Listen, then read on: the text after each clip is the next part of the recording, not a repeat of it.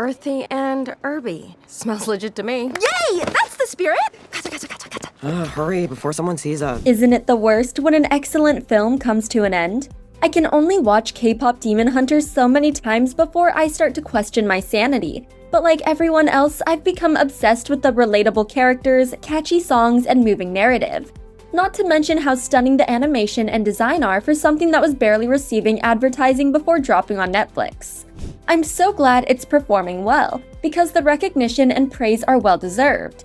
It might also warrant Netflix revisiting the franchise and greenlighting a series, which is what we'll discuss today. This video is all about the topics we could explore in a K-pop Demon Hunter series. All about turtles.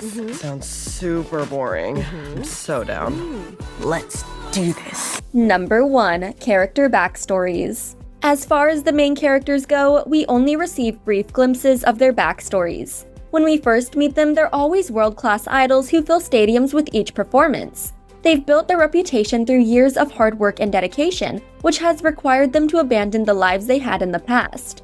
The characters themselves fail to mention their pasts, as it is their fans who provide context into their personal lives and what led them to become musicians.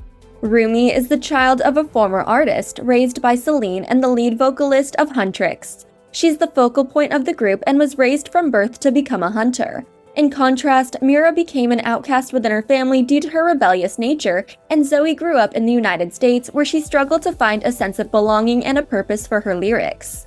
Episodes that dive into their upbringings might provide crucial insight into Huntrix's choices. We might learn why Mira feels insecure or why Zoe becomes a people-pleaser later in life, or the common thread that helped the three of them connect and find their shared voice. When the Honmun is sealed, all the demons will be gone from this world, and so will your patterns. Number 2. Rumi's parents. Speaking of backstories, one of the more significant mysteries that remains from the original film is the fates of Rumi's parents. We learn that Rumi's mother passed away when she was still a young child, requiring Celine to step in and become her adopted mother. Rumi never mentions her father, aside from the fact that he's a demon and the reason she has markings like the creature she's trained to kill. We never receive context about her parents, why they ended up together, or what led to their deaths. We could have an episode that shows her parents through various flashbacks explaining their history. We could have an episode where Rumi tries to get the truth out of Celine, or we could have one where Mira and Zoe ask invasive questions, now that they know the truth about Rumi. The possibilities are endless with this one. I just want to know what happened. Maybe they'll understand. No, Rumi. Nothing can change until your patterns are gone. Number 3. Guima's origins. Another character with a suspicious lack of origins is Guima. The film opens with a narration about the first hunters who arrived to drive back the darkness by inspiring hope and life within the people surrounding them. Together they created the Hunmoon, the barrier that prevents Guima from reaching Earth, which is powered by their unity, emotion, and song. Guima outlives each group of hunters, watching them grow old through the decades as he bides his time to send his demons through the cracks, hoping one of them will find him a way out of his confinement. We learn a great deal about these hunters. Or at least we know how they looked and acted, as their morals, methods, and general premise don't appear to change. In contrast, we know very little about Guima, such as what he started as, how he acquired his power, how his power works, and what he gained from torturing so many souls in one setting. We know that he controls his demons by turning their shame against them, but why is that his preferred method of torture? He has the potential to be such a compelling villain if only we knew a little more. Stealing our souls and channeling strength back to their king, Kima. Number 4. Previous hunters. Again, the film allows us to catch glimpses of previous hunters.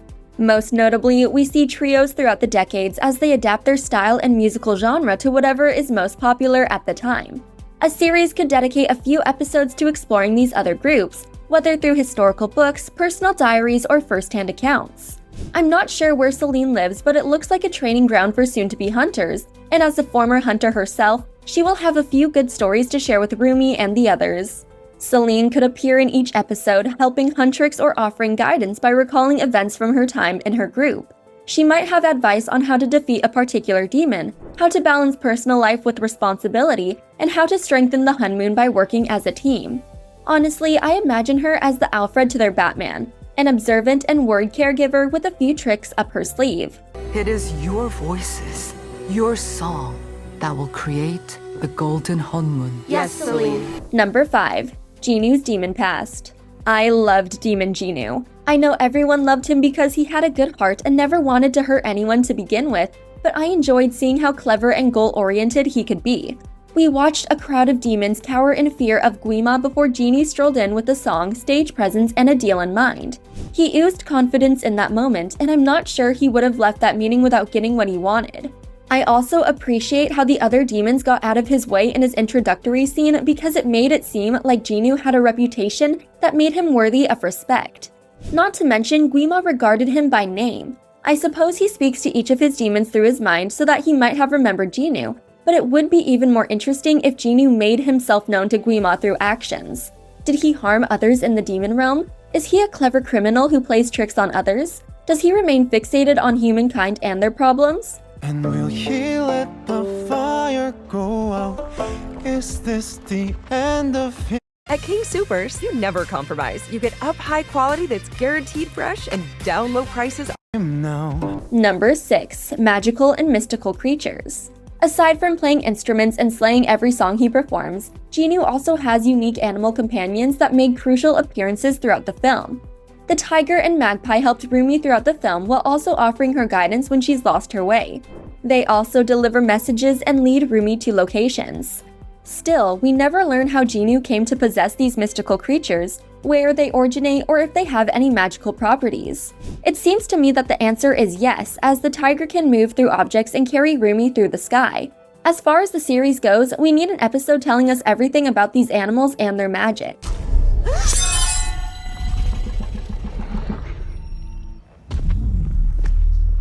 Number 7. Romances. By far, one of the film's greatest shortcomings is its romances. Now, take that with a grain of salt because the film does have a heavy romantic aspect that consumes much of the plot. Rumi wouldn't have stood a chance against Guima if not for Jinu, who sacrificed himself to give her another chance to defeat him.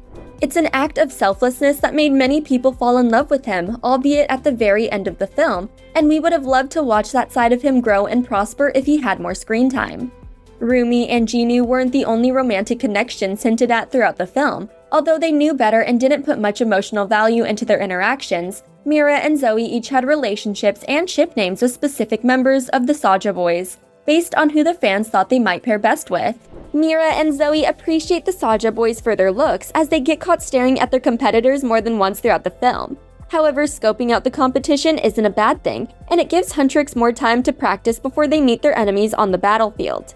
There's barely enough time for themselves amid demon hunting and Huntrix meet and greets, and I can't imagine how relationships would fall into the mix.